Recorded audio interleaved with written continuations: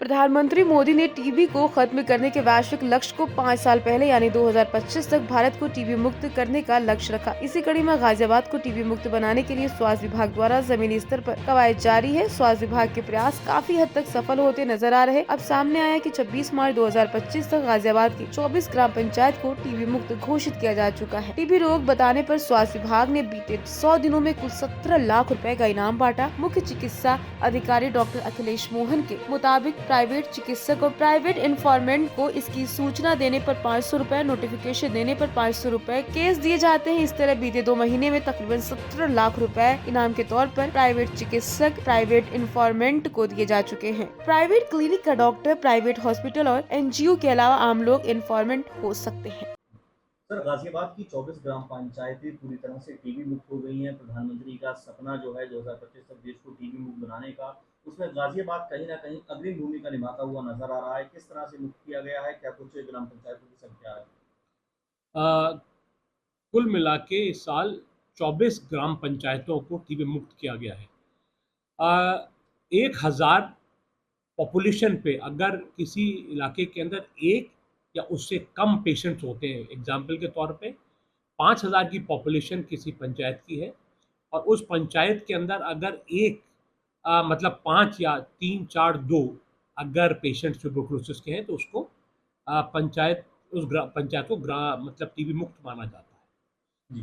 तो सर, ये समझेंगे गाजियाबाद में कितनी पंचायतें टीबी मुक्त हुई हैं और किस तरह से स्वास्थ्य विभाग ने प्रयास किया है?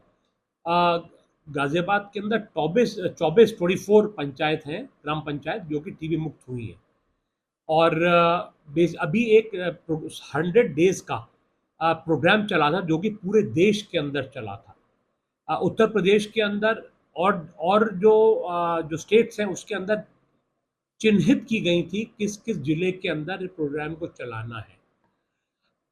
उत्तर प्रदेश के अंदर ये प्रोग्राम सभी 75 जिलों में चला था। गाजियाबाद के अंदर एक होता है जहाँ पे जिस इलाके के अंदर टीबी मतलब टीबी के पेशेंट्स होने की संभावना ज़्यादा होती है, उनको चिन्हित किया गया। उसके अंदर लगभग 7 लाख लोगों को किस किस एरिया के अंदर, अलग अलग एरिया जहाँ पे पूर्व के अंदर टीबी की प्रोबेबिलिटी ज़्यादा थी, उनको चिन्हित किया गया तथा उस इलाके के अंदर सघन अभियान चलाते हुए आइडेंटिफाई किया गया, बलगम की जांच की गई, एक्सरेज किए गए, कैंप लगा के एक्सरेज किए गए। इस दौरान एक्सरेज जो करे गए उनकी संख्या लगभग 35,000 थी और 7 लाख लोगों को इसके अंदर आइडेंटिफाई करके उनको चिन्हित किया गया।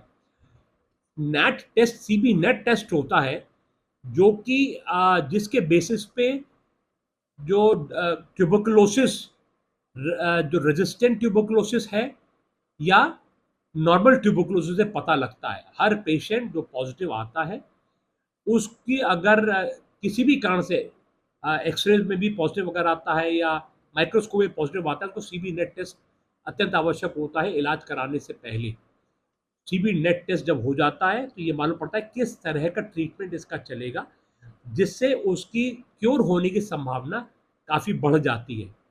तो यही कारण है कि इस समय प्रदेश में जो क्योर रेट है वो 90% से ऊपर है। तो ये एक सीबी नेट टेस्ट इलाज के अंदर एक बहुत अहम भूमिका निभा रहा है। सर, 1,000 रुपये भी आप लोग दे रहे हैं जो मरीज सामने आए हैं निश्चय पोषण योजना के तहत, किस तरह की योजना है, क्या कुछ फायदा होता है इसका? ट्यूबरकुलोसिस का पेशेंट ज़्यादातर केसेस के अंदर उसकी इम्यूनिटी सप्रेस्ड होती है। इम्यूनिटी जब सप्रेस होगी तो इस तरह के इन्फेक्शंस लगने की संभावना ज़्यादा होती है। HIV के पेशेंट्स हैं, हेपेटाइटिस बी के पेशेंट्स हैं, और भी कारण होते हैं जिनकी वजह से इम्यूनिटी सप्रेस्ड होती है।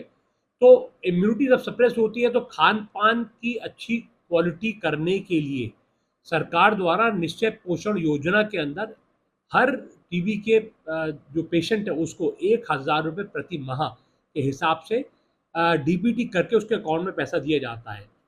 यह 2 किस्तों में जाता है। पहली किस्त के अंदर 3,000 रुपये और अगली किस्त के अंदर दोबारा 3,000 रुपये दिया जाता है। तो इस तरह से पेशेंट की इम्यूनिटी जो है वो प्रॉप्ड अप रहती है। साथ में उसके अतिरिक्त लोग बाग को पोटली, मतलब जिसके अंदर एक जनता का भागीदारी है, जनता भागीदार होती है, एनजीओ देते हैं, रेड क्रॉस सोसाइटी इसमें अहम भूमिका निभाता है अलग अलग डिपार्टमेंट्स के अधिकारियों ने भी लोगों को गोद ले रखा है, वो पोटली देते हैं।